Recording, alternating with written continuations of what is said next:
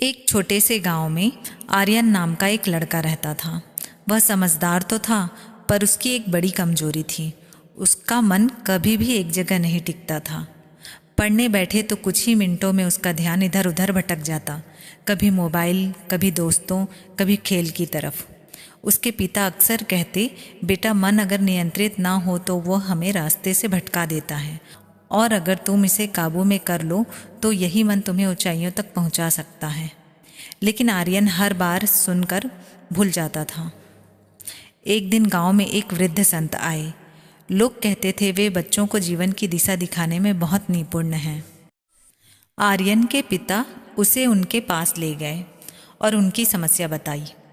गुरुदेव मुस्कुराए और बोले, बेटा, मेरे लिए एक काम करोगे? ये पानी का प्याला लो और बगीचे के चारों ओर घूमकर आओ। बस ध्यान रहे एक भी बूंद नीचे ना गिरे। आर्यन ने प्याला लिया और चलने लगा। शुरुआत में सब ठीक था, लेकिन जैसे ही उसने चिड़ियों की चहचहाहट सुनी, बच्चों को खेलते देखा, उसका ध्यान भटक गया। जब वह वापस आया तो आधा पानी गिर चुका था। गुरुदेव ने पूछा, पानी क्यों गिर गया बेटा? आर्यन बोला, मैं आसपास की चीज़ों में उलझ गया।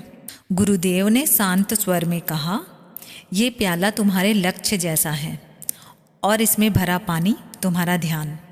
अगर तुम बाहरी शोर में खो जाओगे तो मंजिल तक पहुंचने से पहले ही सब खो दोगे। यह सुनकर आर्यन का मन भीतर तक हिल गया। उस दिन से उसने ठान लिया, अब वह अपने मन को साधेगा।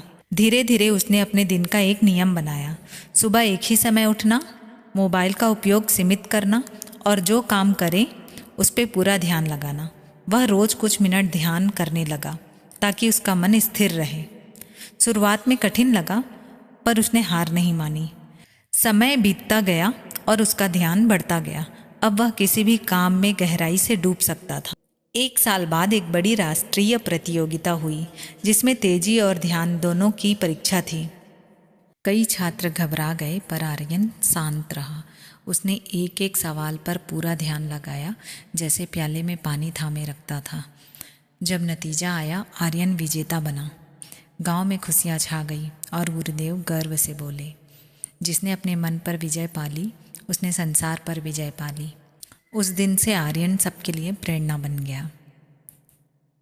अगर आपको इस कहानी से जरा सी भी प्रेरणा मिली है तो अपने मन को अनुशासित करें, क्योंकि सफलता वहीं से शुरू होती है।